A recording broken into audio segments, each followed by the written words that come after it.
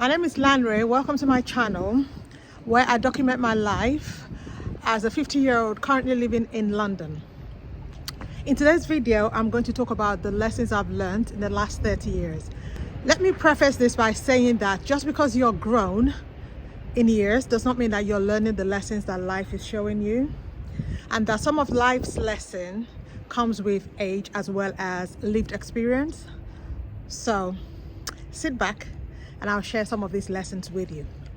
The first one is that you don't have to be the master of one. I used to be so uncomfortable about the fact that I had so many interests, that I love to sing. I'm a musician, I play the guitar, I sing, I love numbers, I'm an accountant, I love spreadsheets, I love making body butters, and I love scents, I love making candles, I produce films, I write, and I've got all these interests.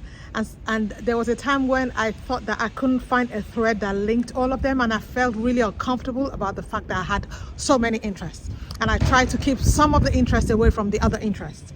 Case in point, I was at a film festival, BFI Flair Film Festival, showcasing one of the films that I co-produced with my friend, and I met a filmmaker from San Francisco. We were talking, sharing ideas and all of that, and it went really well. And then the next day, while we were in a queue waiting for an event, he walked up to me and said, "You didn't tell me you're a musician. I've been listening to your music since last night, since we spoke last night and up until today. You didn't tell me you're a musician." And the first thing I did was to recoil, because some of my worlds don't collide. It's like, I write music here, I've written music for stage, I've written music for plays, I've written music for films, I have been on stage performing with my guitar, and then in my day job I am an accountant, I love spreadsheets, and I tend to just keep all of those activities and life away from each other, just because I felt uncomfortable. And I hear in my head, oh, jack of all trades, master of none, until I realized that the full quote is actually jack of all trade, master of none is oftentimes better than the master of one.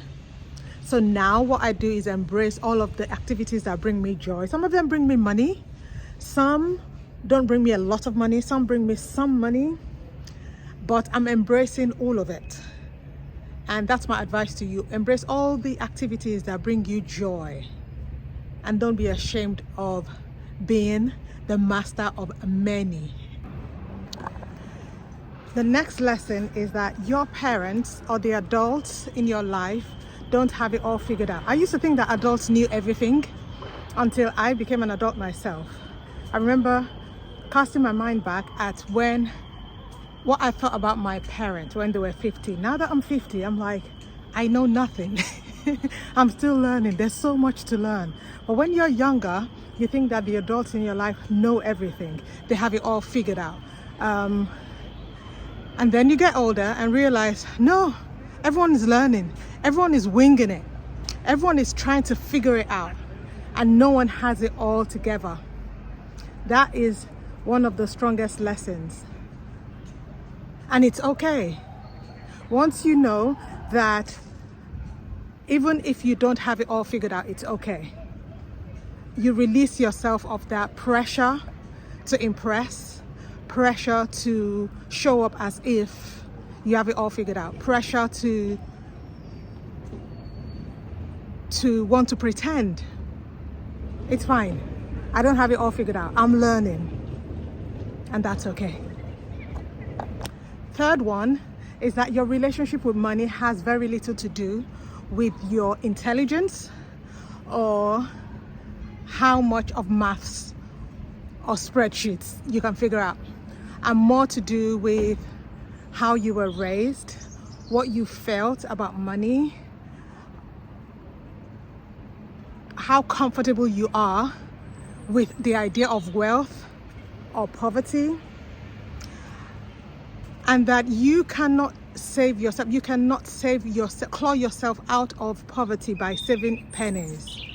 You know those people that say that, oh, if only you can stop buying a cup of coffee, save on a cup of coffee, stop buying avocados, you'll be able to buy your first house. It's a lie. Poverty, financial freedom is more to do about politics than to do about how well you can save or how intelligent you are. Your relationship with money has more to do with how you were raised, how you saw your parents or the adults in your life deal with finances. Are you comfortable thinking about your future when it comes to money? Are you comfortable looking deeply about how you spend and why you spend the way you spend? Are you comfortable with that? That would determine your financial freedom more than your idea about spreadsheets and numbers. My next point is stop saving your joy and happiness for the next job, the next experience. Stop saving your best dress for the next party, for the next thing that's going to happen, because the future that you're saving that dress for is now. When my mom died and we had to pack up the house, I saw loads of like cutlery, I saw loads of clothes that haven't been worn or that have been kept for a special day.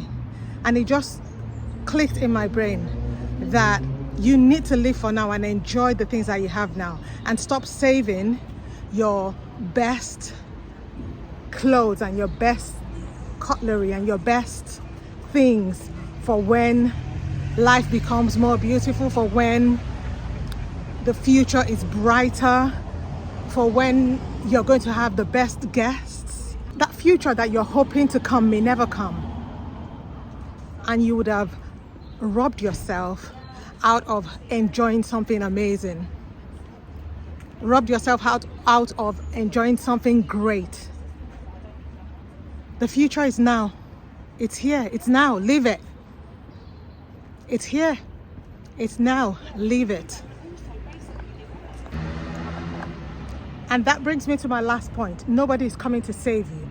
As somebody who was raised in a Christian home, who was raised in a home where we prayed about everything, you believed God for everything, you spoke to the pastor about making life serious decisions. It took me a while to free myself from that and realize that nobody is coming to save you. You have to take responsibility for your own well-being, take responsibility for your own salvation, as it were. I'm not saying don't believe, I'm not saying don't pray, but I no longer see prayer as transactional, which is like, oh, God, if I do this, if you do this for me, I'll be able to do this. If I praise you enough, then you should be able to do this for me. Nobody owes me anything. Nobody owes us anything. I take responsibility for my own well-being. I take responsibility for my peace of mind. And prayer is more now about communication. It's about looking inwards into myself. It's about knowing myself. It's about knowing that the divine lives in me. It's about knowing that all things work together for my good. It's about knowing that whether it is I perceive it as bad or I perceive it as difficult, everything works together for my good. And I am responsible for my well-being. I'm responsible for making sure that I do the things that I promised myself to do. I am responsible for that. That's my responsibility. I'm responsible for making sure that my inner well-being is seen to. I am responsible for that. I hope these few points have been helpful. I hope you find them helpful. I hope you find them as lesson to add to your collection of lessons to learn.